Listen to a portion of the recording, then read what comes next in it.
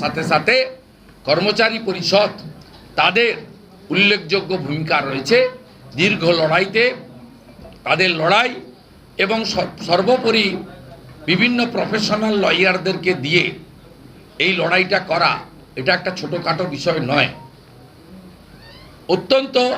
আমাদের আইনজীবী বাঁশরী স্বরাজ মহোদয়া তার অফিস সুপ্রিম কোর্টে প্রচণ্ড হেল্প করেছেন।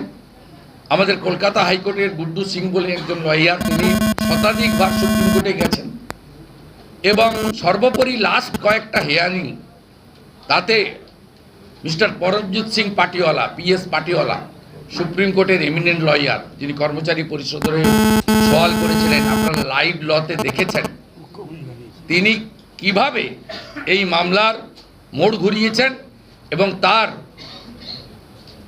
তীক্ষ্ণ যুক্তি এবং বক্তব্য প্রত্যেকে দেখেছেন। তিনি his representing on behalf of the কর্মচারী পরিষদ is affiliated by the state BJP, West Bengal state BJP.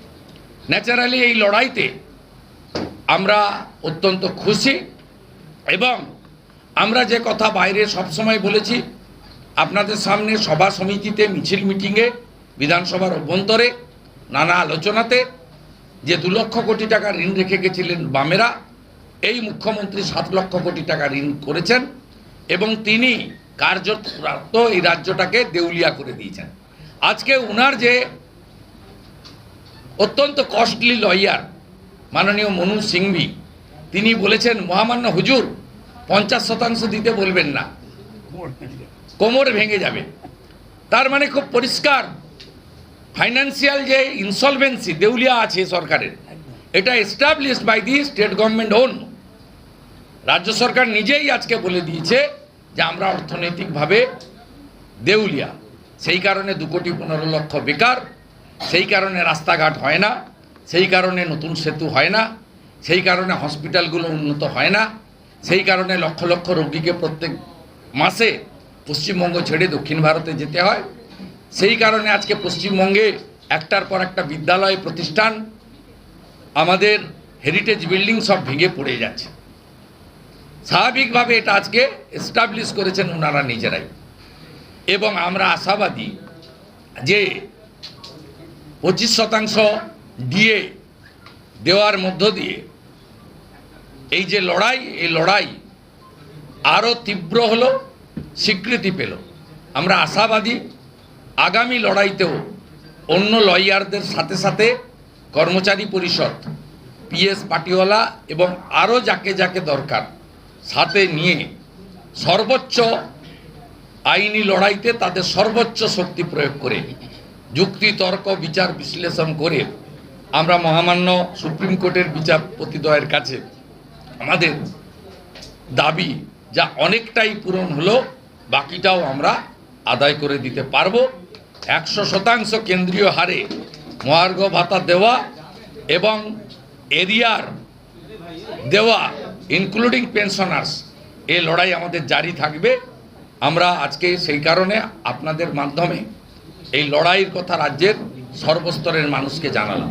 সাথে সাথে আমরা কর্মচারী পরিষদ এবং কর্মচারী পরিষদ সংগ্রামী যৌথ মঞ্চের শরিক, সেখানে দেবাশিস বাবুরা, সঞ্জীব বাবুরা প্রস্তাব দেবেন যে অবিলম্বে 7th পে কমিশন কার্যকর করা এবং 15 সাল থেকে এরিয়ার দেওয়ার বিষয়ে আমরা দাবি রাখব।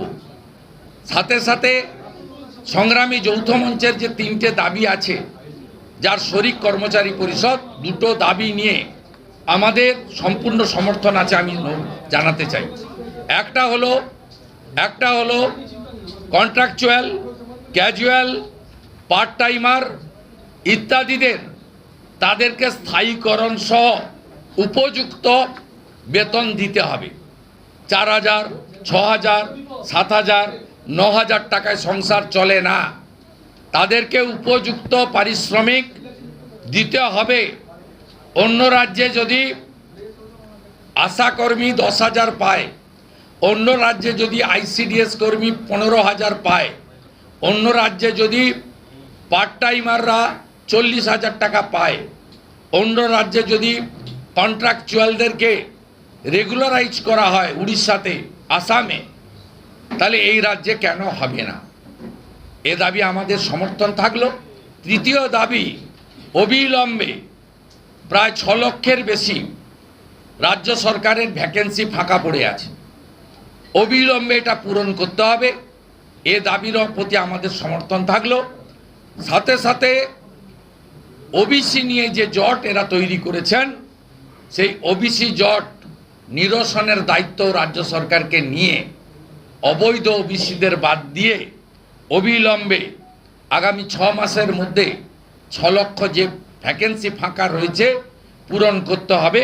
কারণ বেকার যুবক যুবতীরা তারা আজকে পশ্চিমবঙ্গে মেধাযুক্ত হয়েও তাদের বর্তমান এবং ভবিষ্যৎ অন্ধকারাচ্ছন্ন করেছেন এই মুখ্যমন্ত্রী। আমাদের এই বক্তব্য ছিল, আমাদের কর্মসূচি আছে, তাই আমি আমাদের সাংবাদিক সম্মেলন এখানেই শেষ করলাম।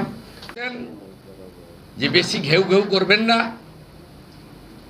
আপনারা জানেন, কখনো বলেছে ডিএ, আবার কি, ও তো ঐচ্ছিক, ওটা অধিকার হতে পারে না।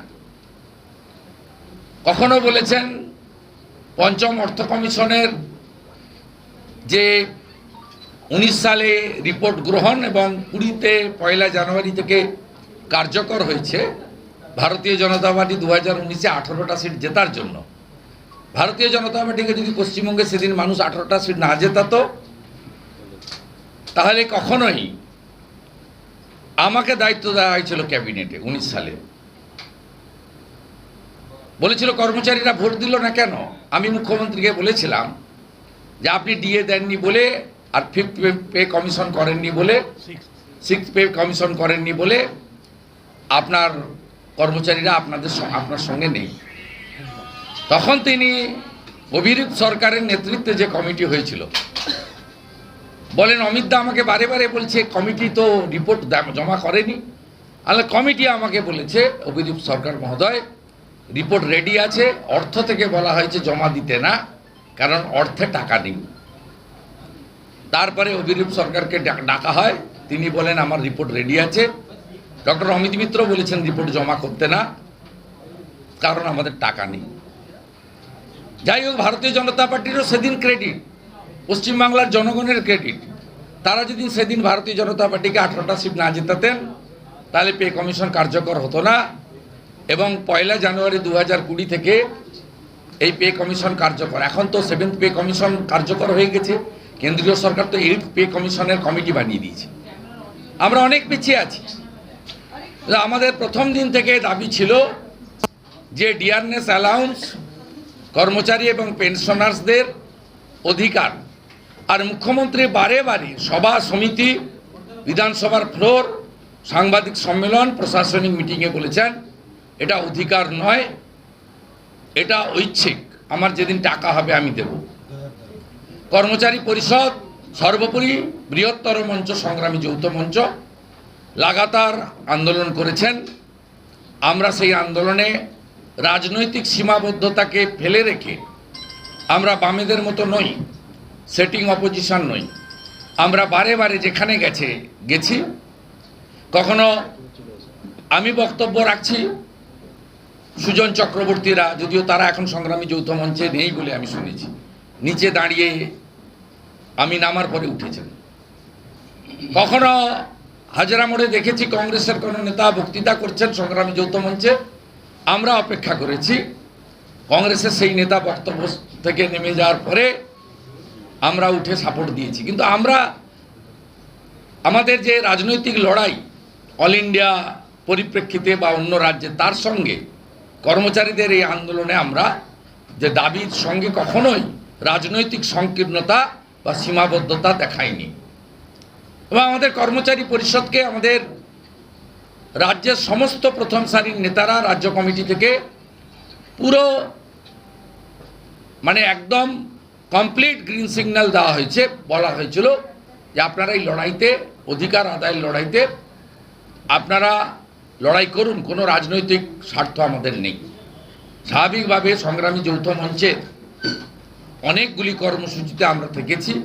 শহীদ মিনারের ময়দানে, আর্মির জায়গায় তারাও অবস্থান লাগাতার করেছেন এবং তারপরে প্রথমে 3% চিরকুটে লিখে নিয়ে গিয়ে তারপরে আস্তে আস্তে বাড়তে বাড়তে 14% পর্যন্ত 14% পর্যন্ত শেষ বাজেটে ঘোষণা করে দিতে বাধ্য হয়েছে।